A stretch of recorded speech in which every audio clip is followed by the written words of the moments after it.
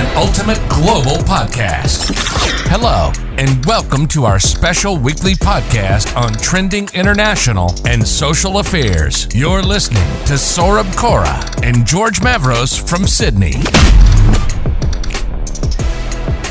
So, welcome to another exciting episode of the Ultimate Global Podcast. And this is a very special series of episodes that we are doing on jobs and workplaces.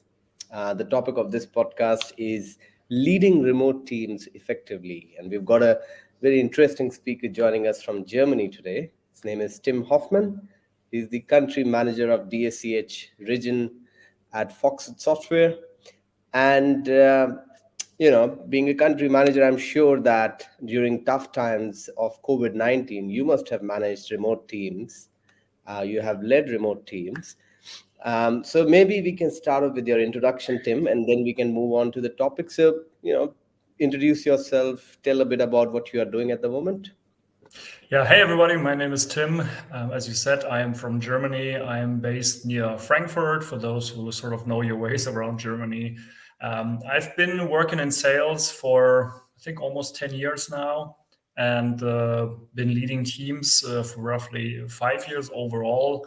Currently, I am a country manager at a software company that is based out of the US. And I lead there a team for almost 2 years. And everybody in my team is basically working remotely, so all across Germany. We do have a head office that is in Berlin, so out of our capital. But my team and also the entire Europe team that we have, we are all remote workers, so to speak. So for us, it's always a challenge to get together and for me personally, as a country manager, of course, to make sure that the team is happy, the team is performing well, and that's what I'm doing. But what have been your experiences when it comes to leading teams remotely? So, what has been the biggest learning for you when you have started leading teams in different countries? Have you learned some lessons out of it? Yeah, so it's definitely a challenge, I think, for many people before the pandemic, or let's say when the pandemic hit. I think it was a challenge because for most companies, people started to work remote for the first time. For me, it was not such a huge challenge because I have been working remotely for 5 to 6 years already before that. But of course, then if you have a team, back then I was an individual contributor in the sales team. But then when you lead a team, of course, it's a challenge since you do not, let's say, sit next to people in an office where you see them on a day-to-day basis. And you can also exchange information rather quickly, just go next door or just turn your head basically and talk to them. So this is definitely a challenge because also, when you work remotely also for yourself, you need to hold yourself accountable. You need to, get up in the morning, of course, as everybody does, but, go to work as you would normally do, right? Because there's actually nobody seeing what you're actually doing. So you have to hold yourself accountable when it comes to that. And when it comes to having a team, of course, you sort of like, I'm not, let's say, micromanaging my team, but, there's a certain sense of monitoring a team and knowing what they do. In sales, it's a little bit specific anyway, because you, of course, work with the CRM. And in that CRM, everybody, of course, puts the information in there about the customers, and you can see what the team is doing and things like that. But the main challenge is, of course, keeping everybody engaged, keeping everybody sort of fired up and motivated. And what you do then is, of course, you work with one main tool, whether it might be Zoom or whether it might be Microsoft Teams. And have a constant chat with your team going on, have regular meetings to sort of like give them the sense of, belonging. That's very important. But what I try to do always is, despite of that, at least meet up, let's say every quarter or so, physically, just meet at a place, come together with the team, have a couple of days together, have some fun activities, be in the hotel, go out to eat and these things. Because even though you work remotely, I think this meeting each other face to face is very crucial even nowadays, in order to build those relationships with people, because the digital world cannot really substitute that or replace that in any way, I'd say. And the same goes also then when you work with customers. So the physical contact, so to speak, is still very important even when you lead teams remotely. Yep. I was just about to come to this question, which you answered kind of partially, was you said that you have been pretty effective in leading remote teams. What are some of the tools? You mentioned about Zoom and Teams, but have you been using some other tools to kind of make sure that what objectives you have set for the teams, they are actually following those objectives, or how are you tracking that? Yeah, so since I work in sales, of course, we have a CRM system that we use. So every data is basically in there. Targets are in there. So our main communication channel, besides, of course, the chat is Outlook. So, of course, email communication. But as I said, also the CRM tool where all the data is in there, where I can see what my team is basically doing. And we really, really frequently use Microsoft Teams. I personally use, for example, also Trello as an organizing or planning tool. But to be honest, I'd like to keep it rather lean, not too many tools, to be honest, because then you get overwhelmed with so much stuff. So that's basically what we're doing, trying to keep it rather lean. And I think Teams, for example, works relatively well for us. And I also established then the so-called digital open door policy, where my team, for example, knows they can always get in touch with me. They can always message me. And if it doesn't work for me at a particular time, then I tell them, it's like, can we just speak in an hour or so, or half an hour? Right now, it's not a good time. I'm busy with something else. I think the main challenge there is that you really need to set yourself also blockers. When you really focus on a specific task, that you put a blocker in there, so nobody can, let's say, disturb you at that particular time or so. But that's really important. So that's basically the main tools that we are using. So we try to keep it lean, not to bombard the team with too many tools. And I think that has worked well for us in the past. So. Other than that, Tim, I think these are really important things that you've just shared with regards to what tools you are using and what kind of things you're doing in your organization. But are there any practices as well which kind of managers can follow, maybe at your level or maybe a level below you, to kind of make sure that their teams are actually achieving the objectives that they have set for a particular quarter or year? So are there any practices that a manager can follow on a daily basis? Yeah, so I think first of all, what it really boils down to, and it sounds very trivial, but it's clear and open communication. So your team really needs to be aware what they need to be doing. They need to be aware of what their job is, and in order to, let's say, follow up with the team, it's important that you set, let's say, particular meetings, like a jour fixe, as we call them. like a specific set time and date during the week, every 2 weeks, stuff like that. So some meetings where you speak, of course, to the team in general, but then I also have slots where I talk to the people individually, but sometimes not so much, let's say, about let's say targets and achievements, but also about so how are you doing? How are you feeling? Things going well? Is there anything I can do to support you, to empower you? Because that's the way I see my job. I'm not saying, okay, this is what you have to do and stuff like that. So I'm more there, how can I make you more successful? How can I make sure that you're more engaged and happy within and that company? So I also actively reach out to my team and talk to them about what's going on, take notes and things like that, and little things, knowing when it's your team's birthday, or I don't know, somebody becomes a dad or something, and just congratulating on them, but also celebrating success together. If somebody, closed a great client and has been working with that client forever, and finally, they made a great deal, celebrate those people and just, cherish what they've done there and things like that, keeping people engaged, but also show the appreciation when the appreciation is definitely due, So that's so really that open and honest discussion and then communication. Also, when maybe things are also not going maybe so well, when there's issues, when there's challenges that we need to overcome, it's so important that we talk to one another, because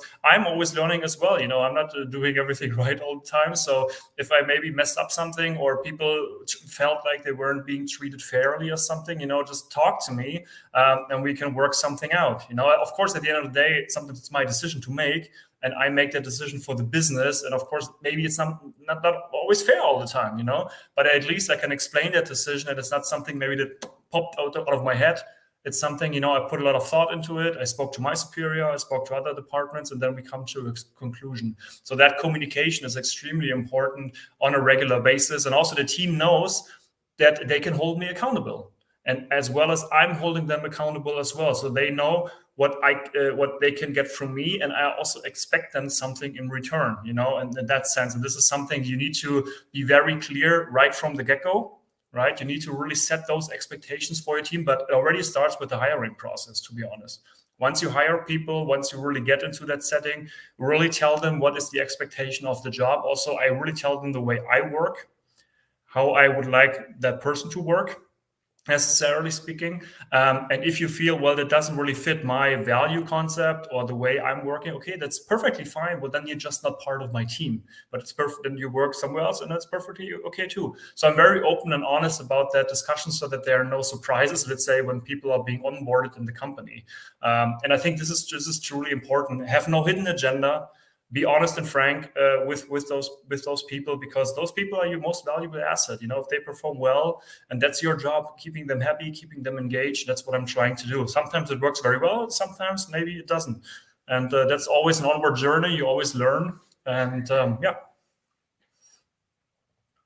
I totally agree with you that you should always make your employees feel engaged. You should make them feel encouraged by whatever things they are doing, and celebrate those small achievements. I'm always encouraging that you should always celebrate the smaller achievements more than the larger achievements, because those small achievements on a daily basis kind of lead to the larger success that you might have in a month, or a big deal that you might crack in a month, because you have been working on that deal maybe for 3, 4, 5 months.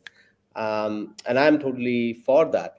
Now, I also want to understand from you some of the challenges, because I'm sure that there are a lot of challenges as well when you are leading those remote teams. So what kind of challenges have you faced recently, Timm, and how did you resolve those challenges?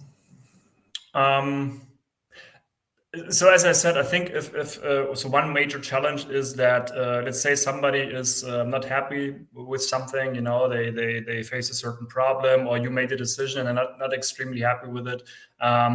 You sort of like need to rely on that person, that they sort of like get it together, and still perform well.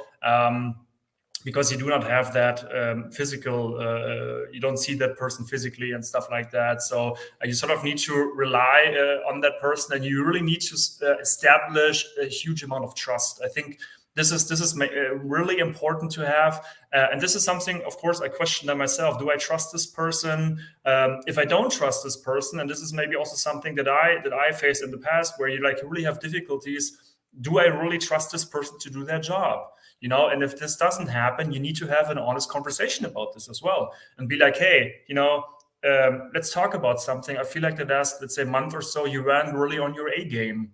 Let's talk about this. What happened? And this is a challenge. These are things I think you notice as a manager. Once you have this, let's say, empathy for your people, when things aren't right or when things are up, and then you need to address those, right? And I'm always of the opinion that you cannot, let's say, even if you have private issues, I'm not saying that I'm talking with my team, let's say, about private things they don't want to share, but I think I notice when, let's say, my team members have some issues, at home or something, and I always tell them, you can, if I can help in any way, just let me know. You don't have to share, let's say, details, but, let's talk and let's work things out. And these are things that I sense. And if these things happen, I'd like to address them. And sometimes, what I also did when I know somebody is, let's say, maybe they lost a deal. That also happens. They worked hard on a deal. They didn't win it now, but they lost it, And then they're really, shoot, man, I've done so many things. I've worked my butt off and things like that, and it didn't happen. And it's like, say, Thursday, and I'm like, you know what?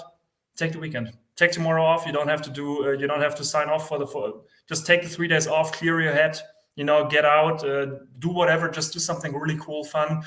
So I know that you can come back on Monday recharged, full of energy again, and stuff like that. So really giving people also the space and things when I know that they're becoming very level-headed, and they are full with lots of things. Because let's face it, in sales, you're faced with pressure, with performance and things like that. And it's a lot of stress that you need to handle, but it's also important that you let that stress sometimes go, and that you find a balance in your personal life, And if I feel that my team doesn't have that at the moment, I try to give it to them, and I talk to them and I give that. And these are, of course, challenges that you deal with on a daily basis. How do you handle that stress? How do you handle that performance pressure, so to speak, that you have, that you also set on yourself, hitting those targets, maybe not hitting those targets, and has the effect, of course, on the money you earn and these kind of things. So this is always a constant process that you deal with, let's say, on a monthly basis, definitely, and always something that you need to talk to your team about when, for example, maybe we didn't hit a target or so. How do we deal with that? How do we motivate ourselves? How do we pick ourselves up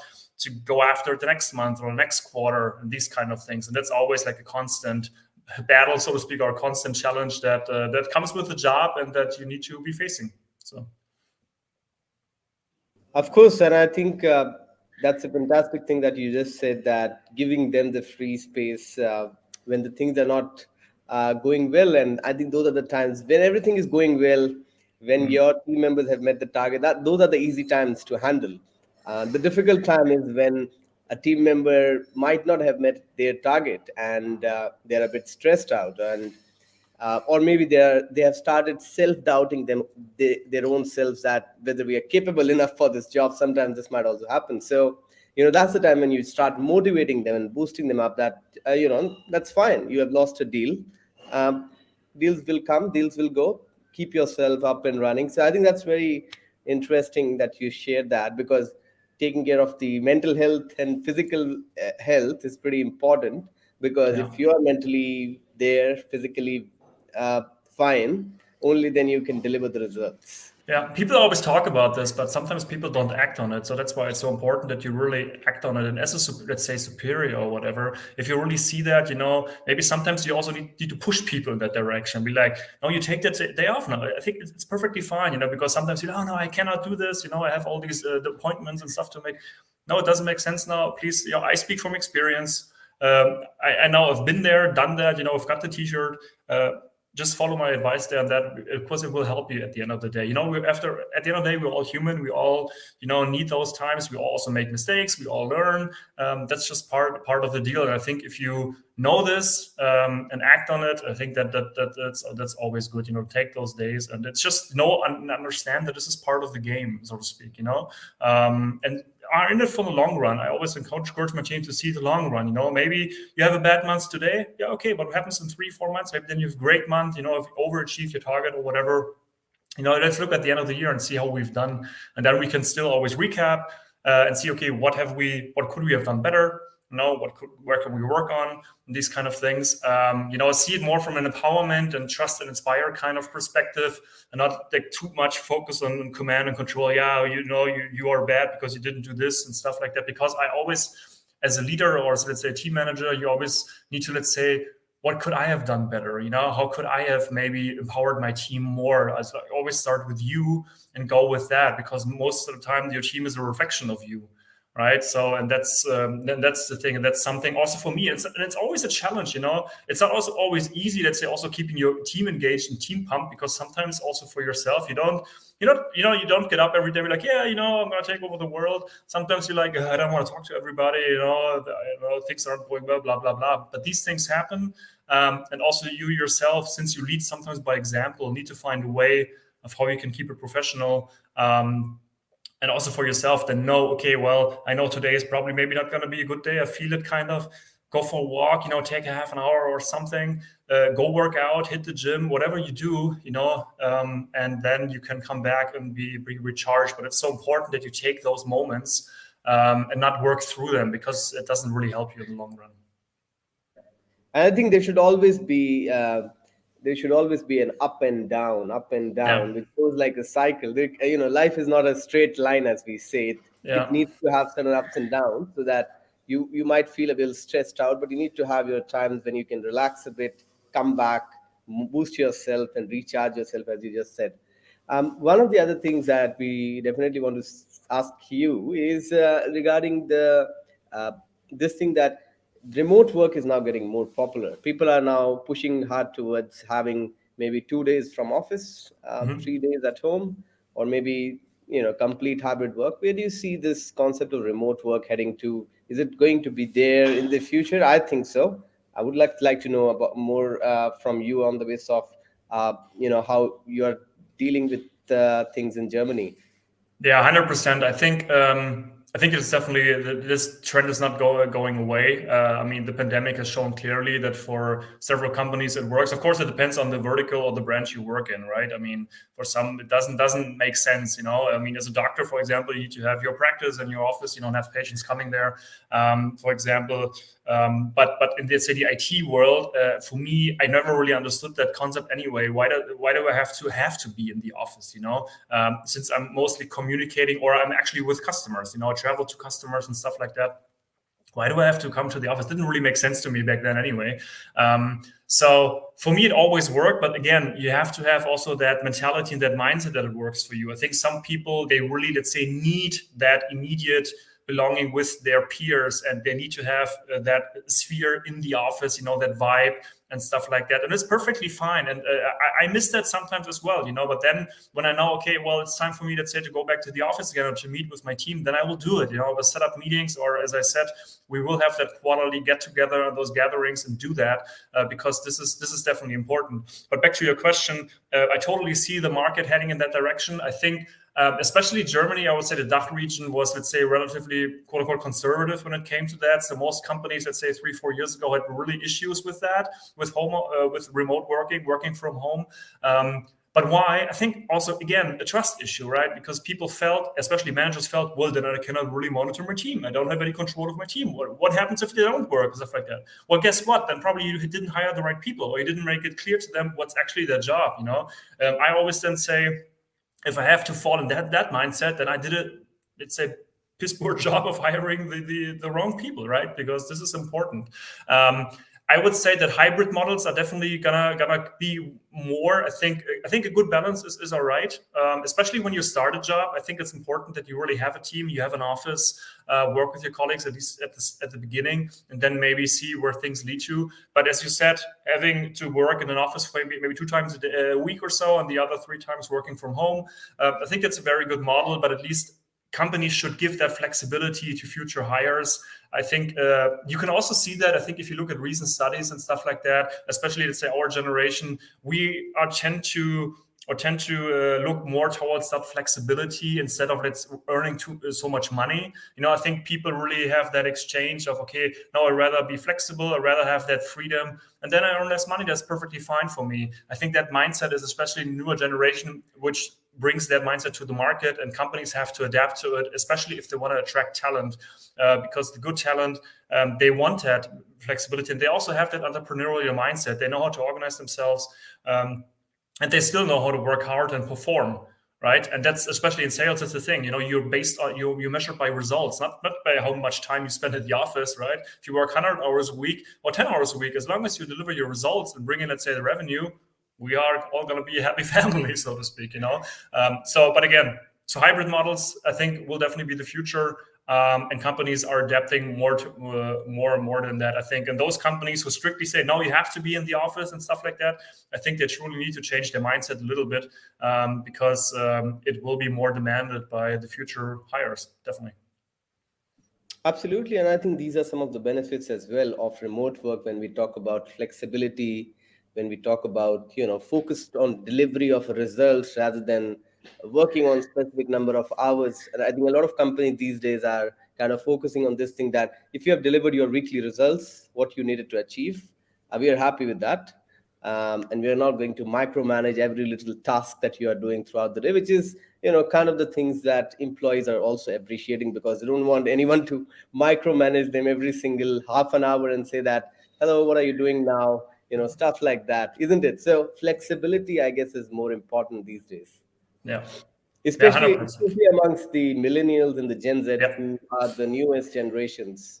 Exactly. So it's definitely a generation thing. Yeah, 100%. So maybe and I see that also in our company, let's say the more mature generation, they more tend to go to the office and things like that. But also from leadership perspective, if you have more, let's say, the mature leadership, they of course would like you to be in the office.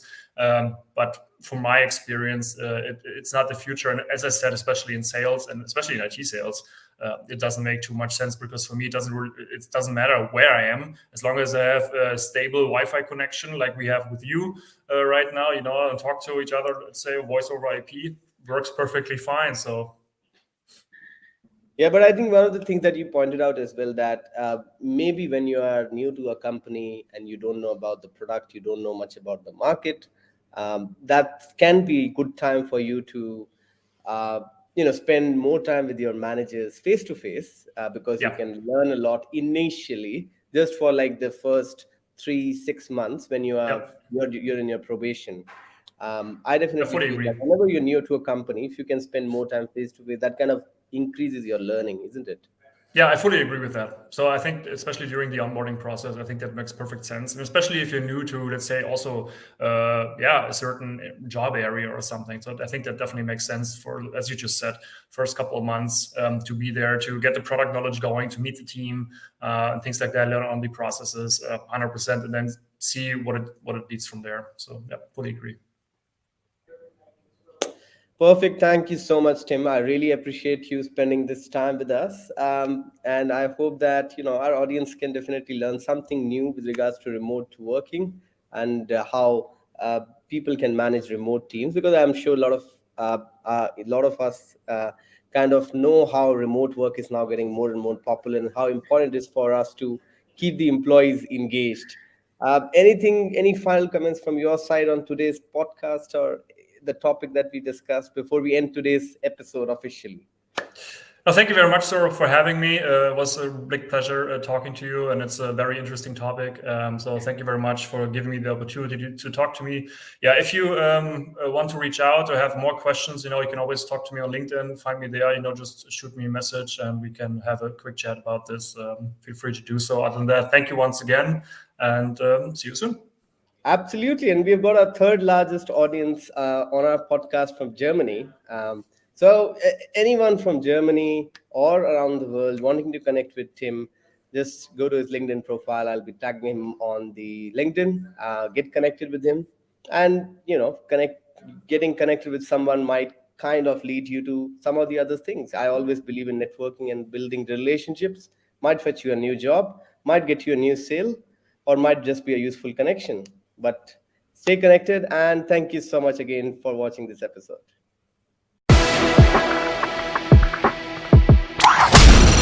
This is an Ultimate Global Podcast. Hello, and welcome to our special weekly podcast on trending international and social affairs. You're listening to Saurabh Kora and George Mavros from Sydney.